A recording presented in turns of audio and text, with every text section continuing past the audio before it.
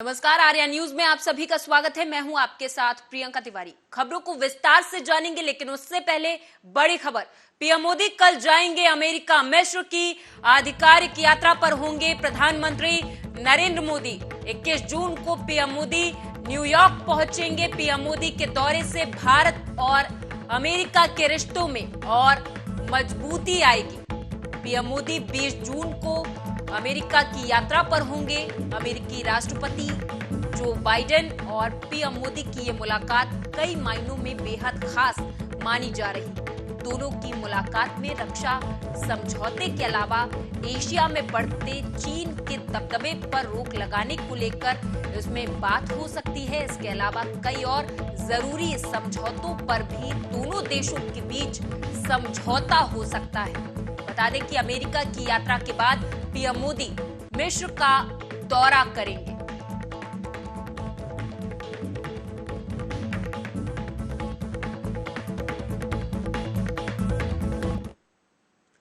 बॉलीवुड की फिल्म आदिपुरुष के रिलीज होते ही इसको लेकर बवाल मच गया। फिल्म ने भले ही बॉक्स ऑफिस पर दमदार ओपनिंग की है, लेकिन भगवान राम और हनुमान जी को लेकर जिस तरह से डायलॉग लिखे गए उस पर कड़ी आपत्ति जताई जा रही है। अब छत्तीसगढ़ के सीएम भूपेश बघेल ने भी खुलकर फिल्म निर्माता पर भगवान राम की छवि को बिगाड़ने का आरोप लगा दिया है। आप भी सुने। आपको याद होगा कि राजीव जी जब प्रधानमंत्री थे तो रामानंद सागर जी से बोल के उन्होंने रामायण सीरियल बनवाया था, जो काफ़ी लोकप्रिय हुआ था। रामानंद सागर जो रामायण जो सीरियल बनाया था, उस समय तो बाजार बंद हो जाता था, गाड़ियाँ रुक जाती थी, काम धाम छोड़ के सब रामायण सीरियल का इंतजार करते थे और उनके एक एक शब्द देखिए। लेकिन अभी अब कालीन जैसे शब्द का प्रयोग किया गया है, तो रामायण काल में कालीन तो शब्द का प्रयोग होता नहीं था। इस प्रकार से जो हमारे आदि पुरुष के बहाने पहले तो भगवान राम और हनुमान जी के तस्वीर को विकृत करने का काम किया, अब उनके द्वारा बोले गए जो शब्द वैसे उनके मुंह से शब्द बुलवाए जा रहे हैं। यदि आज की पीढ़ी उसको देखेगी तो उस पर क्या प्रभाव पड़ेगा? तो शब्दों की भी मर्यादा समाप्त हो गई। लेकिन छोटे छोटे बातों पे जो थिएटर बंद कराते थे, आग लगाते थे, आजकल वो मौन है। दूसरी बात यह है कि आजकल हमारे जितने भी आराध्य देव हैं, उनके तस्वीर को, उसकी छवि को बिगाड़ने का काम हो रहा है। पिछले कुछ सालों में हम देख रहे हैं भगवान राम का जो सौम्य चेहरा है, हनुमान जी का सौम्य चेहरा है, भक्ति से सर्वभौम उनका चेहरा दिखाई देता है।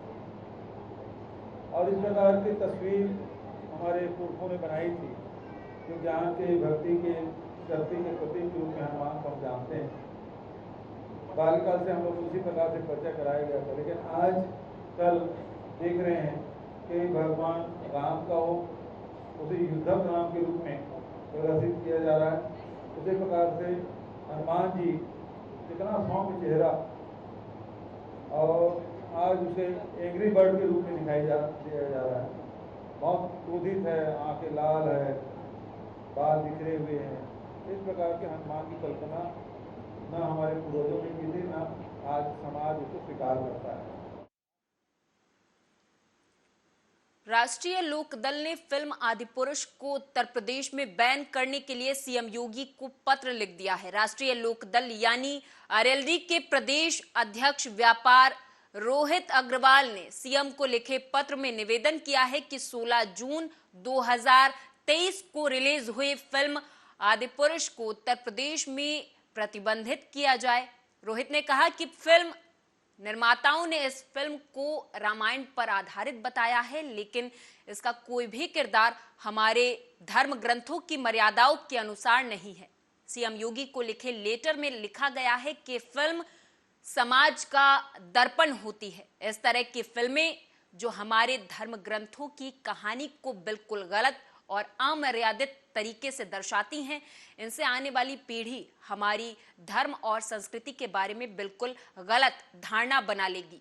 भविष्य के लिए ये निश्चित किया जा सकता है कि धर्म विरोधी कुछ लोग ऐसी फिल्म के आधार पर हमारी संस्कृति और हमारे धर्म ग्रंथों पर कटाक्ष करेंगे। फिल्म आदिपुरुष मर्यादा पुरुषोत्तम श्री राम के चरित्र को धूमिल करने और हमारी संस्कृति को मिटाने का एक गहरा षड्यंत्र है।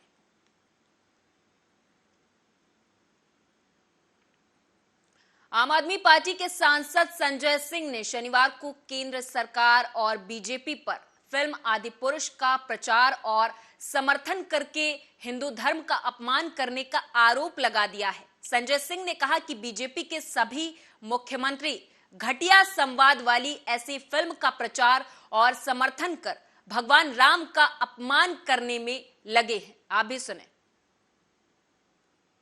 कि मणिपुर में जो हिंसा हो रही है, मणिपुर जो पिछले 1.5 महीने से जल रहा है, आज उस मणिपुर की हिंसा पर प्रधानमंत्री नरेंद्र मोदी की खामोशी ये साबित करती है कि भारतीय जनता पार्टी चाहती है उनकी नफरत की फैक्ट्री का विस्तार पूरे देश में होता रहे, उनकी नफरत की फैक्ट्री का विस्तार पूरे देश में होता रहे। कभी हिंदू मुसलमान के नाम पे झगड़ा कराओ, कभी हिंदू सिख के नाम पर झगड़ा कराओ, कभी हिंदू क्रिश्चियन के नाम पे झगड़ा कराओ। जब धर्मों का झगड़ा खत्म हो जाए तो जाट और गैर जाट के नाम पे झगड़ा कराओ, हिंदुओं में झगड़ा कराओ, मराठा गैर मराठा के नाम पे झगड़ा कराओ, हिंदुओं में झगड़ा कराओ। कभी कई किलोमीटर तक एक बेटी को घसीट के मार दिया जाता है, कभी एक बेटी को चाकुओं से गोद के मार दिया जाता, लगातार कई चाकुओं से गोद के उसको मार दिया जाता है। कभी एक बेटी को काट कर अलग अलग जगहों पर उसका शव फेंका जाता है, उसके टुकड़े फेंके जाते हैं। कभी गैंग वॉर होता है सड़कों पर दिल्ली के, कभी न्यायालय के अंदर हत्या होती है। ये दिल्ली की घटनाएं बता रहा हूं मैं, देश की राजधानी दिल्ली, जिसकी सुरक्षा व्यवस्था प्रधानमंत्री नरेंद्र मोदी जी के हाथ में है, जिसकी सुरक्षा व्यवस्था अमित शाह जी के हाथ में है, दिल्ली के एलजी महोदय के हाथ में है, विनय कुमार सक्सेना जी के हाथ में है। उनको तो केजरीवाल से लड़ने से फुर्सत है नहीं, तो कानून व्यवस्था कब देखेंगे? वो भी नफरत की फैक्ट्री के प्रोडक्ट हैं। तो नफरत की फैक्ट्री के प्रोडक्ट जो भी होंगे, उनको कानून व्यवस्था या शांति बहाली से तो कोई मतलब है नहीं, तो उनको तो झगड़ा करना है दिल्ली सरकार से, केजरीवाल से। तो वहीं फिल्म आदिपुरुष को लेकर शुरू हुआ विवाद अब राजनीतिक रूप लेता दिख रहा। अब इस विवाद में सपा नेता और पूर्व मंत्री स्वामी प्रसाद मौर्य की एंट्री हो गई। यूपी के भदोही पहुंचे सपा नेता ने आदिपुरुष को लेकर बड़ा बयान दे दिया है। स्वामी प्रसाद मौर्य ने कहा कि आदिपुरुष फिल्म पर बैन लगाया जाना चाहिए। रामायण के पात्रों से मनोज और उमराउत ने गुंडों और मवालियों की अमर्यादित भाषा का प्रयोग करवाया है। रामायण के सभी पात्रों के द्वारा मनोज मुंतजिर और ओम राउत जी ने टपोरियों की भाषा, गुंडे मवालियों की भाषा, अस्तरहीन भाषा, अमर्यादित भाषा का प्रयोग करके उनकी जुबान से बुलवाया है। ये स्वाभाविक रूप से इस देश के आदर्श और महान मर्यादा पुरुषोत्तम राम, प्रकांड विद्वान रावण, यहाँ तक कि एक कुशल राजनयिक राजदूत, राम के भक्त और सेवक हनुमान, रामायण के देश की चरमराती रेल व्यवस्था पर दिल्ली के सीएम अरविंद केजरीवाल ने केंद्र सरकार पर बड़ा आरोप लगाया है। उन्होंने प्रधानमंत्री नरेंद्र मोदी का नाम लिए बगैर भारतीय रेल के वर्तमान हालात पर कहा कि देश की अच्छी खासी चलती हुई रेलवे का इन्होंने बेड़ा गर्क कर दिया। आज एसी कोच का भी अगर आप रिजर्वेशन लेंगे तो आपको बैठने या सोने के लिए सीट नहीं मिलेगी। आप भी सुने। अभी जब हम लोग आ रहे थे, हमने देखा पूरे गंगानगर में, और केवल गंगानगर नहीं, खासकर ये जो स्टेडियम है, स्टेडियम के चारों तरफ गहलोत साहब ने अपने होर्डिंग और अपने बैनर लगा रखे हैं। मैं उनको कहना चाहता हूं, गहलोत साहब 5 साल काम कर लेता तो ये नीच हरकत नहीं करनी पड़ती आपको।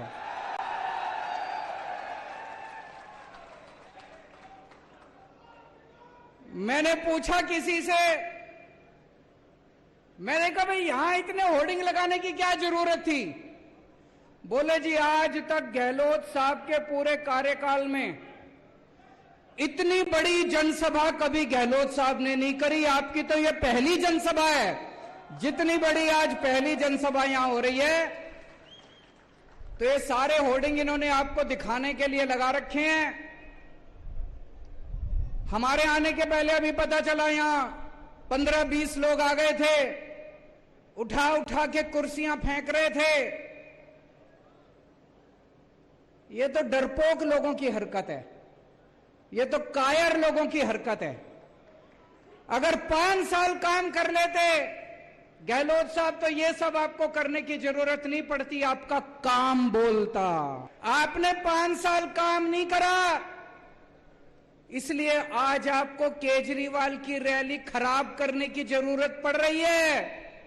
इसलिए आज आपको आम आदमी पार्टी की रैली खराब करने की जरूरत पड़ रही है।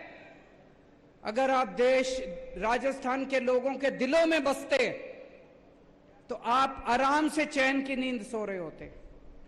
आज क्या कर रहे हैं गहलोत साहब? चारों तरफ रोज एक नया झुंझुना, रोज एक नया झुंझुना, रोज एक नया झुंझुना। उसकी बात करेंगे सारी, लेकिन सबसे पहले मैं आपको कहना चाहता हूं, मैं एक आम आदमी हूं, छोटा सा आदमी हूं। भगवंत मान एक मास्टर का बेटा है, किसान का बेटा है, पंजाब का। हम लोगों को राजनीति करनी नहीं आती, हम लोगों को पॉलिटिक्स करनी नहीं आती, हम लोगों को गंदगी फैलानी नहीं आती, मारकाट करनी नहीं आती, गाली गलौज करना नहीं आता, दूसरों की रैलियां खराब करनी नहीं आती, भ्रष्टाचार करना नहीं आता। काम करना आता है। हमारा काम बोलता है। दिल्ली में 5 साल इतना काम करा, देश के कोने कोने में जहां जाते हैं लोग अपने आप ही चर्चा करते हैं, केजरीवाल जी आपने स्कूल बड़े अच्छे कर दिए। सुना आपने? केजरीवाल जी आपने अस्पताल बड़े अच्छे कर दिए। अभी पंजाब में 1 साल हुआ है हमारी सरकार बने, 1.25 साल हुआ है बस। अभी से पंजाब की चर्चा पूरे देश में होने लग गई। अरे यार पंजाब में बिजली मुफ्त हो गई, अरे यार पंजाब में मोहल्ला क्लिनिक बन गए। अपने आप चर्चा हो रही है कामों की अपने आप। तो हमको राजनीति नहीं करनी आती, हमको काम करने आते हैं। आज हम आपके सामने आए हैं एक नए राजस्थान का सपना लेके। आपने 50 साल कांग्रेस को दिए, 50 साल राजस्थान पे कांग्रेस ने राज करा, 18 साल बीजेपी ने राज करा। क्या दिया आपको? केवल उन्होंने मिलकर कांग्रेस और बीजेपी वालों ने राजस्थान को लूटा, चूस लिया दोनों पार्टियों ने मिलकर राजस्थान को। आज आपके सामने मैं राजस्थान के एक नए राजस्थान का सपना लेके आया हूं। 8 करोड़ राजस्थानियों के साथ मिलके एक नया राजस्थान बनाएंगे। अभी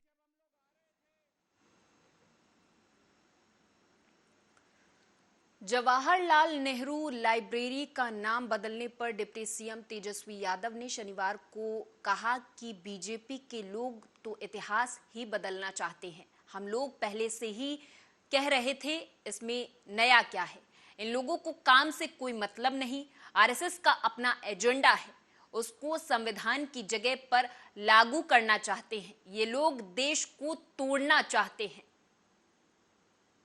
ये लोग तो पूरा इतिहास को ही बदलना चाहता है। इसमें तो हम लोग पहले से ही बोल रहे हैं, इसमें नया क्या है। ये लोग काम से मतलब नहीं है, इनको हम बता ना रहे हैं। आरएसएस का अपना एजेंडा है, उसको संविधान की जगह पे लागू करना चाहते हैं। ये लोग देश को तोड़ना चाहते हैं। ये लोग देश में अमन चैन लोगों के बीच से छीनना चाहते हैं, मतभेद पैदा कराना चाहते हैं, एक दूसरे के प्रति घृणा पैदा कराना चाहते हैं। और ये देश की खूबसूरती है डाइवर्सिटी, और इसी को खत्म करना चाहते हैं ये लोग। केवल जो है राजा की तरह राज करते रहे। क्या मतलब है भाई? नाम बदलने से क्या हो जाएगा भाई? कई योजनाओं का इन्होंने नाम बदला, राज्यों पर इतना भार डाल दिया। पहले 90-10 था, 90% केंद्र सरकार देता था, 10% राज्य सरकार को देना पड़ता था। नाम बदल दिया, राज्य पर 50-50 शेयर कर दिया, 50% अब देना पड़ता है बिहार जैसे गरीब राज्यों को। अच्छा, जिन शहरों का नाम भी बदला है या योजनाओं का नाम बदला है या संस्थानों का नाम बदला है, काम क्या हुआ है भैया? ये लोग तो पूरा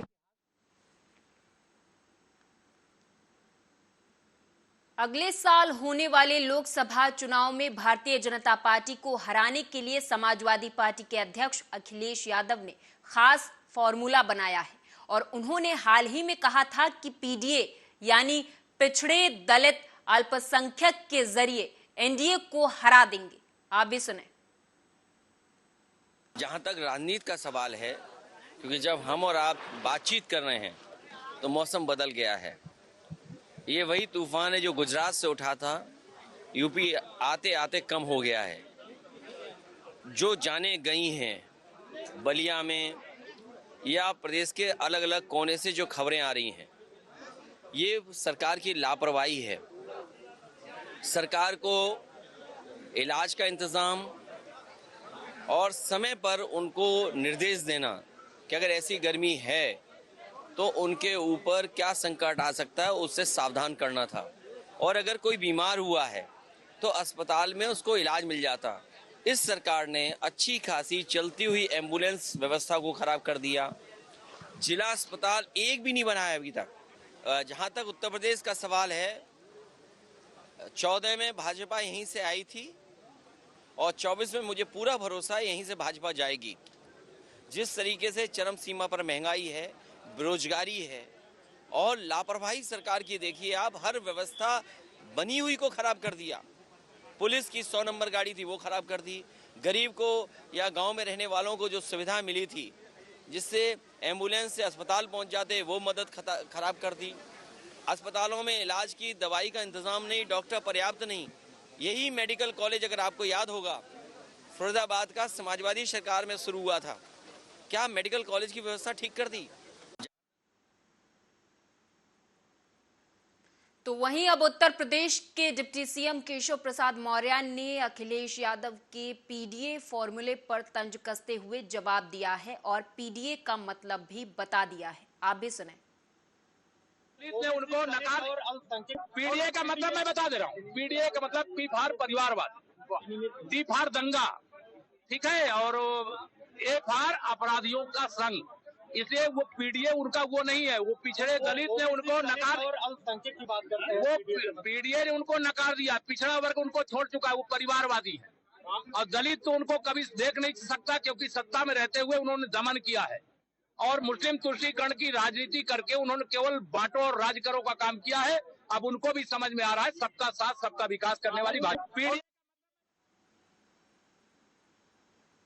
धर्म नगरी हरिद्वार में भारतीय किसान यूनियन के नेता राकेश टिकैत की चलने वाली चिंतन शिविर के बाद होने वाली महापंचायत बारिश के कारण कैंसिल कर दी गई।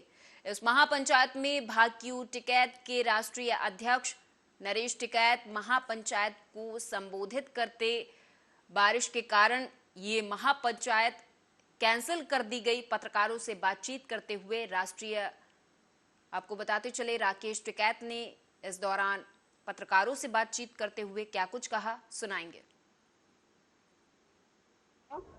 16 और 17 का हुआ, और आज की जो मीटिंग थी बारिश के, उससे वो मीटिंग तो स्थगित होगी। ज्ञापन अभी अधिकारी आएंगे तो उनको दे देंगे, और सब लोगों को कह दिया कि यहाँ से अब सब लोग अपने घरों की तरफ आप जा सकते हो, तो सब लोग जाना शुरू हो गए। तो अब अगली पंचायत कहाँ होगी, कुछ तय हुआ है? ये तो जगह जगह पंचायत होती रहती है, अलग अलग स्टेट में अलग अलग मीटिंग अलग अलग तारीख को होती रहती है। और मुद्दे हमारा एमएसपी, मोदी एमएसपी गारंटी कानून देश में बनना चाहिए, वो एक बड़ा इशू है। यहाँ पे ये हुआ जो फसल बीमा योजना है किसी भी स्टेट का, उसका बड़ा इशू है, बिजली की बड़ी समस्याएं हैं। तो ये सारे सवाल हमारे हैं, और लोग जाएं अपना संगठन पे काम करें। शिविर चल भोपाल में मुख्यमंत्री शिवराज सिंह चौहान ने कहा कि यादव समाज का देश के विकास में बड़ा योगदान है। समाज ने खेती, किसानी, दुग्ध उत्पादन, गोपालन, देश की सुरक्षा, खेल, शिक्षा, व्यापार, व्यवसाय सहित विकास के हर क्षेत्र में अपना महत्वपूर्ण योगदान दिया। उन्होंने कहा कि भगवान श्री कृष्ण से प्रेरणा पाकर इस समाज ने अपनी उन्नति की है। देखो, बिना यादव समाज के भारत की ही चर्चा नहीं हो सकती। यदा यदा हि धर्मस्य ग्लानिर्भवति भारत अभ्युत्थानम धर्मस्य तदात्मानं सृजाम्यहम् परित्राणाय साधूनां विनाशाय च दुष्कृतां धर्म संस्थापनार्थाय संभवामि युगे युगे। हजारों साल से ये भगवान कृष्ण की आश्वस्ति है कि जब जब धर्म की हानि होगी, अधर्म बढ़ेगा, अन्याय बढ़ेगा, तब तब धर्म की रक्षा के लिए और अधर्म के नाश के लिए, सज्जनों के उद्धार के लिए और दुष्टों के संहार के लिए मैं बार बार इस धरती पर आऊंगा, मैं बार बार इस धरती पर आऊंगा। पूर्व सीएम कमलनाथ की संदेश यात्रा काफी मायनों में सफल मानी जा रही, ऐसा हम नहीं कह रहे। तस्वीरें इस बात को खुद बयां करती हुई नजर आई हैं। दरअसल पीसीसी चीफ ने संदेश यात्रा निकाली तो लगभग हजारों की संख्या में लोग इस यात्रा में शामिल हुए। अब ऐसा माना जा रहा है कि शायद आने वाले दिनों में मध्य प्रदेश में बीजेपी की सरकार खतरे में है। परिवर्तन की लहर पूरे प्रदेश में है। हम 180 सीटें जीतने वाले हैं। कमलनाथ संदेश यात्रा के माध्यम से पहले चरण में 10 जिलों में 22 विधानसभा में 50 सभाएं करके हम ये बताने वाले हैं, इनकी पोल खोलने वाले हैं कि ना तो ये नारी का सम्मान करना जानते हैं, ना किसान को उसका अधिकार देना चाहते हैं। सरकार 6 महीने बाद बदलेगी और 180 सीटें आएंगी। कमलनाथ जी फिर से मुख्यमंत्री बनेंगे और लटेरी विधानसभा में, सिरोंज विधानसभा में, लटेरी सिरोंज विधानसभा के अंदर भी हमारा कांग्रेस का विधायक बनेगा। राष्ट्रीय राजधानी दिल्ली के आरकेपुरम इलाके में फायरिंग की घटना सामने आई। इस गोलीबारी में 2 महिलाओं को गोली लग गई थी और अस्पताल में इलाज के दौरान उनकी मौत हो गई। गोलीबारी की यह घटना आरकेपुरम के अंबेडकर बस्ती इलाके में हुई। इस मामले में दिल्ली पुलिस ने मेन शूटर समेत 2 लोगों को गिरफ्तार कर लिया था। आरोप है कि इन्हीं दोनों ने गोली चलाई थी। इस पर अब बीजेपी और आम आदमी पार्टी आमने सामने आ गई है। आप भी सुने। ये घटना जो घटी है वो एक दुखद घटना है। वो 2 लोगों के आपसी पैसे के लेन देन में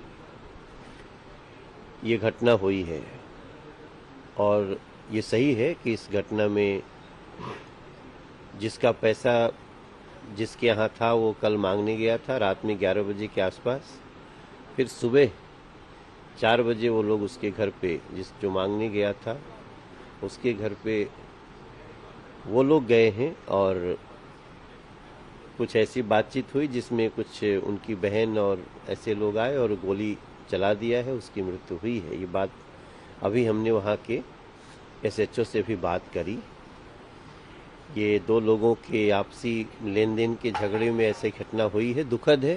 पुलिस वहाँ पे मौजूद है और जल्दी ही अपराधी को पकड़ लिया जाएगा, ऐसा मेरा विश्वास है। देखिए, पिछले एक साल में जितनी हालत दिल्ली की कानून व्यवस्था की खराब मैं देख रहा हूँ, ऐसा दिल्ली में कभी नहीं था। तिहाड़ जेल के अंदर खुलेआम हत्या हो रही है, कोर्ट के अंदर घुस के हत्या हो रही है, वकील बाहर निकल रहा है, उसकी हत्या हो रही है। महिला अपनी बेटी के साथ कोठियों में रहती है, उसको मार मार के उसकी हत्या कर दी जाती है।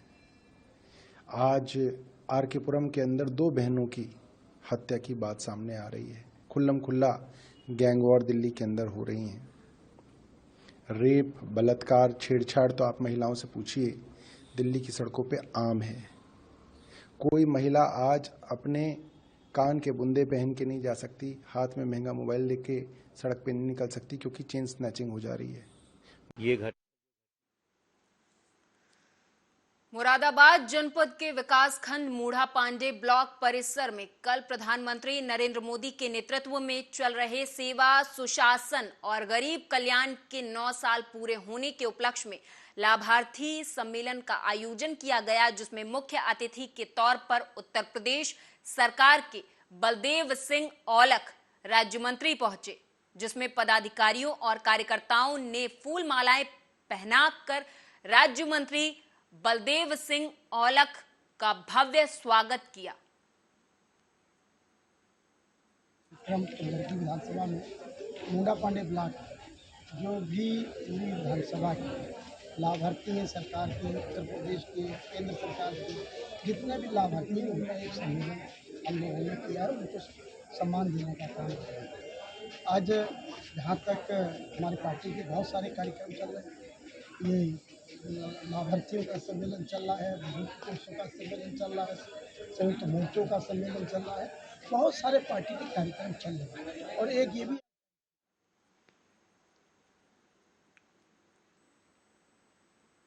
और इस बुलेटिन में मेरे साथ बस इतना ही। आप देखते रहें आर्या न्यूज।